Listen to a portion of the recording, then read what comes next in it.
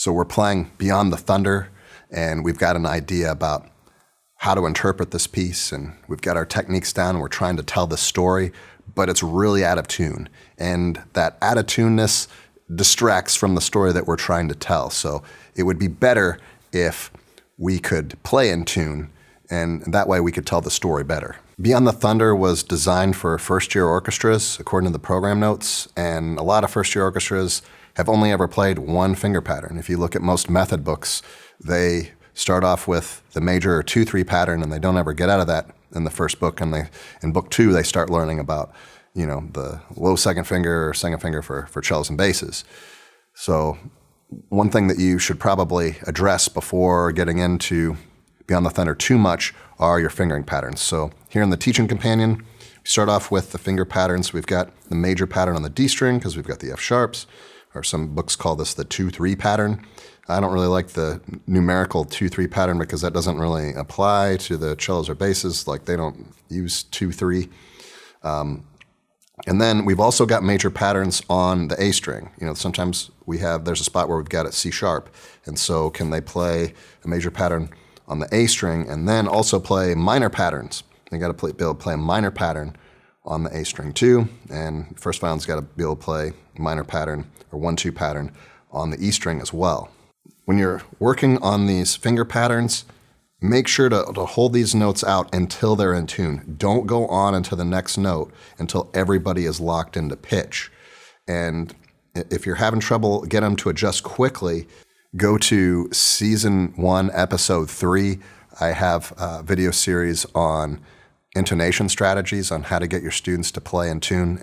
And one of my favorite ones is a demonstration video called Sliding into Pitch. And so they intentionally put their finger not in the right spot, and then they slide into the correct spot. So what this does is it has the students assume that they're out of tune and make adjustments, because sometimes they assume they're in tune and they don't adjust. And that's why they're not adjusting, because they think they're in tune. But if they assume they're out of tune, we can get more and more in tune and lock into a higher degree of consistency with pitch. Another issue with intonation is, we can get these finger patterns absolutely spectacular. When we're playing on a single string, everything's working out great, but then we start playing onto different strings and it's out of tune again. Okay, so what's happening? Well, a lot of times it's because when we cross strings, we're not crossing strings with both hands. Of course, we need to cross strings with the bow, but do the students understand the technique on how to cross strings with the left hand and how to rotate the shoulder? We're crossing from the D string onto the G string here. In second violins and violas, this happens quite a bit. And so do the students understand that they really have to tuck that elbow under to be able to achieve that? Do bass players and cello players, are their elbows up high enough to where they're able to rotate the shoulder and access all 4 strings? Or do we have, our cello bass players playing like this, and, that's going to be really difficult to get the right amount of finger pressure, especially on the lower strings. In Season 1, Episode 2, I have a demonstration on elbow swings, and it's basically where they just take their fingers and they strum all 4 strings, and they rotate the shoulders to do that. This is all from the shoulder. It's not something that they're doing with the fingers or with the wrist. We do not want our students to cross strings like this. This is going to be bad, or cross strings like this or this way to play on the C string or on the E string for basses. We don't want them to do that. So can they loosen up the shoulder? Can they get all this stuff nice and loose so that they can have the right angle from the elbow to be able to play on the D string to the G string? In Season 1, Episode 9, I have some tips for string crossing, and I have these exercises called teeter-totters where I get them to understand how to use the bow to cross strings. Really good exercises for beginners. Doing teeter-totters doesn't make any sound, so if you have to do something administratively in your classroom, like if you have to fix a kid's instrument or whatever, or, tune somebody, you can have them all do teeter-totters while you're doing that. It doesn't make a lot of noise, and it gets the kids still engaged in class while you have to take care of something else. Now, when you're crossing strings, do you lead with the elbow to cross strings, or do you lead with the wrist to cross strings? Well, in this piece, the answer is yes. Sometimes you want to lead with the wrist, and sometimes you want to lead with the elbow. Now, there's nothing too crazy in here where you couldn't do it all with the elbow if that's the way you do it. Like, it's not that quick, But if you want to start preparing your students to be able to advance, and maybe one day they might want to play Vivaldi, well, then they need to learn how to cross strings with the wrist, and they need to start making shapes with the wrist so they can go beep, beep, bop, bop, bop, bop. And as they're crossing strings here from the D string to the G string back to the D string, have them start learning how to use their wrist to cross strings instead of just doing it all with the elbow. Here in the Teaching Companion, available on teachingorchestra.com, the teaching strategy that I use for these patterns is I get them playing just the quarter notes first and making sure that they can play in tune just with the quarter notes. And of course, don't play this at 120 to start off with. Have them play it slow so that they can play it in tune and they can use the right technique. And then once they get good at that, then you can start adding the eighth notes in, have them move out to the middle of the bow and play the eighth notes. Eighth notes are separated, so it's more motion, so just staging the technique and staging the skills is going to make it faster for you to teach your students how to play. The other thing that I like about the Teaching Companions is that it's homogeneous. Everybody's playing the same thing. So in that spot that we were just looking at in Beyond the Thunder, it's just second violins and violas that are playing this. Everybody else are playing long notes. Well, while you're working with your seconds and violas, what's everybody else going to be doing? Well, probably not something that you want them to do.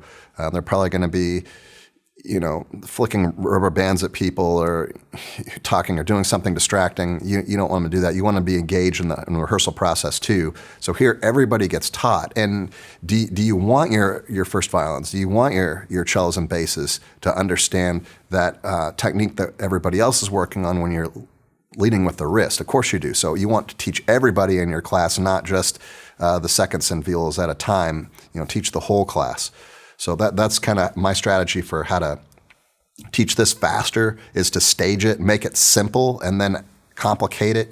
Play it slow with quarter notes, and then play the eighth notes. Now, do you need to buy the Teaching Companion to do that? No, you don't. You could just tell your students, hey, play quarter notes instead of eighth notes, and that works out fine. And you could write this out for your violins and your first violins, your cellos and basses too. I mean, it's not a big deal. But if you want the Teaching Companion, it's here for you on teachingorchestra.com. Now, the Teaching Companion, you stage everything, you teach it absolutely perfectly. It's going to get you a ways there. Is it going to get you all the way there? Maybe not. Maybe it's not going to get you all the way there. So what will? Well, you got to create some kind of accountability. You can't just tell them what to do and expect them to do it perfectly. You have to make sure that they're accountable to the technique that they're learning. So what do? Well, you can have them freeze. Okay, freeze. Let's look at it, okay? Let's look and see where the left hand is. Okay, let's see where your elbow is. If they're like way out here, or if they're playing on the E string or like this, or A string for violas like this, that you say, hey, we got to fix that. So freeze it, fix it. We can also use some peer-to-peer coaching. You can have your outside players play and say, hey, inside players, watch their elbows. Are they rotating their shoulders? Are they pointing their elbow towards their belly button when they're playing on the G string, or whatever that case may be? Your cellos and bass players should probably not be pointing their elbows at their belly buttons, but just use that peer-to-peer coaching. Have your outside players watch your inside players and vice versa, and have them fix each other. It provides accountability, and it really works, and it gets people engaged in your class. Make sure to not exceed the tempo in which your students can play the technique accurately. If you play it too fast and sloppy, they're not learning anything except how to play sloppy, and you don't want to teach them how to play sloppy, do you? Of course not. So slow it down, make sure that they can play the technique. If you need to, just stage it. You can just stage it verbally and say, okay, put all four fingers down on the D string, 1, 2, 3, 4. Okay, rotate the shoulder. Let's go on to the G string, 1, 2, 3, 4. Okay, back on to the D string, 1, 2, 3, 4, G string, 1, 2, 3, 4. That way everything is working nice and slow and accurate. So in 13, your second violins, your violas, they're doing this motor rhythm here. What is everybody else doing? Well, they're playing sustained notes for the most part. And it would be really nice if your students, while sustaining those notes, could play with vibrato. And I like to have my students start playing with vibrato as early as possible. I think vibrato is excellent It's an excellent accountability tool to make sure that their left hand shape is good and that they're holding their instrument correctly. So as soon as it's practical to start teaching your students, and definitely in the first year, you should start teaching your students how to play with vibrato to make sure everything's loosened up and there's not a lot of tension. You know, if you've got tension there, if you're squeezing, if you're doing something like that, your thumbs are in the wrong place, yeah, vibrato is going to be extremely uncomfortable and not going to be able to do it. So in season 1, episode 4, I do an entire episode on vibrato technique, my philosophy on vibrato, how I teach it. And there's a bunch of different ways to teach vibrato. Mine is just one of many ways. Find something that works for you, but don't wait too late to teach vibrato. Once they get that tension ingrained in them, it's really hard to get it out, to get them to start relaxing. So teach vibrato early. And beyond the thunder, there's a lot of whole notes, there's a lot of half notes, there's a lot of places where your students can vibrate, and they don't need to like machine gun vibrato, like, you know, this isn't Wagner or anything like that. You can just have them do a little bitty itty wiggle or something like that. You know, just have them start getting used to doing something. Doing something is better than doing nothing. In the next video, I'm going to go over common problems. I've gone over quite a few common problems, but they're more general problems, and I'm going to go over some specific problems that orchestras tend to have when they play Beyond the Thunder. So I hope you stay tuned for the next one.